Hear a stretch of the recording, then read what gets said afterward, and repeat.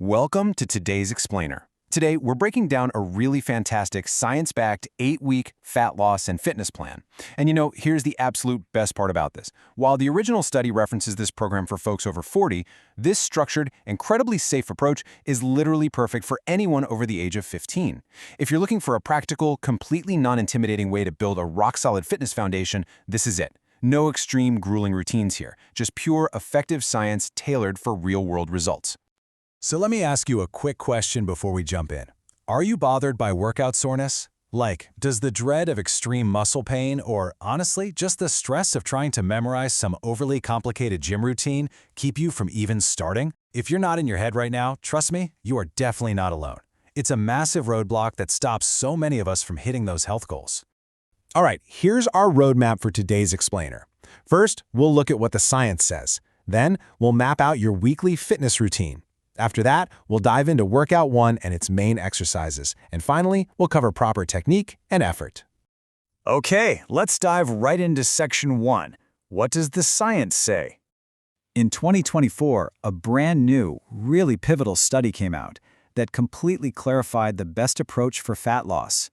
It honestly gives us a clear blueprint that cuts right through all that confusing fitness industry noise we constantly hear. For the longest time, people swore by traditional split routines. You know the ones, where you do a leg day on Tuesday, a chest day on Wednesday, that kind of thing. But this 2024 study found something super interesting.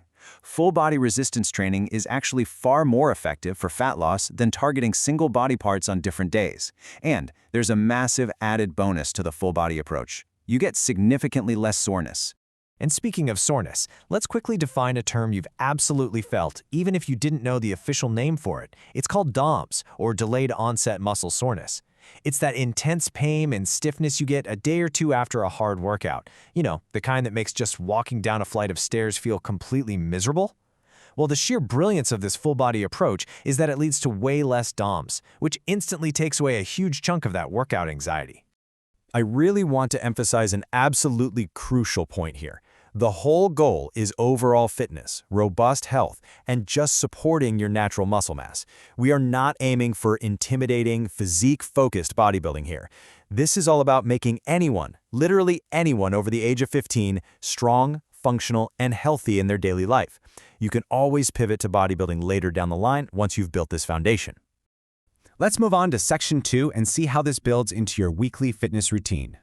As you'll see, it is a wonderfully simple, highly actionable 6-day alternating schedule. You basically just flip-flop between weight training days, so Monday, Wednesday, Friday, and cardio days on Tuesday, Thursday, and Saturday. This keeps you moving 6 days a week, but without totally burning out your muscles. And then there's Sunday. Sunday is for rest, and let me tell you that rest day is completely non-negotiable. It gives your body that absolutely essential time to recover and rebuild. All right, jumping into Section 3, Workout 1 and the main exercises. The strategic flow of this workout is honestly incredibly smart.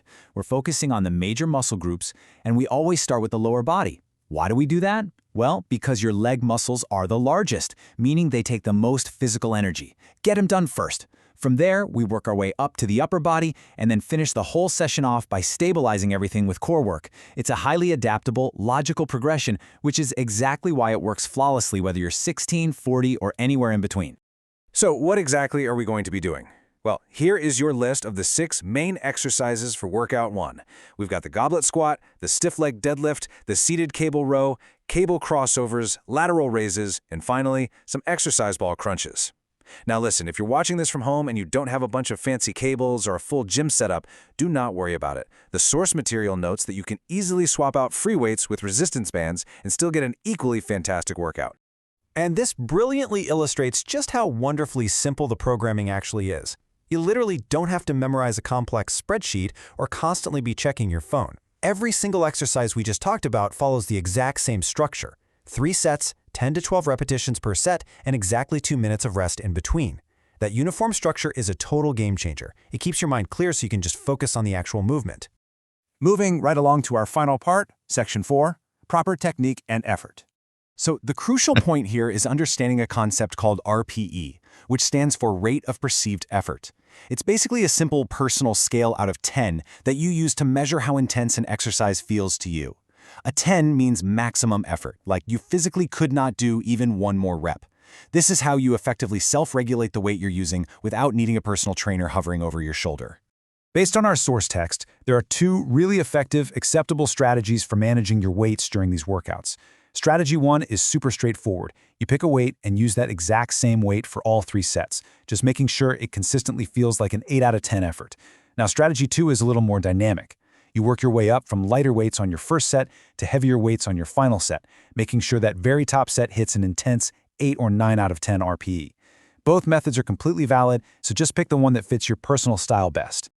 But no matter which RPE strategy you choose, there's one ultimate golden rule from the research that you absolutely must follow. Form should never be compromised for heavier weights, period. If you start wildly swinging the weight around, relying on momentum, or you feel your posture breaking down, that weight is simply too heavy. Safety and proper technique have to be your priority every single time. As we wrap up today's explainer, I want to leave you with this one final, slightly provocative thought. Are you ready to prioritize your overall fitness? I mean, now you know that the science completely backs up a simpler, full-body approach that leaves you way less sore. And you have a structured, totally straightforward plan that literally works for anyone over the age of 15. So what's stopping you? I challenge you to start your Monday strong, embrace that consistency, and really just enjoy the journey. Thanks so much for hanging out with me today, and I'll catch you in the next explainer.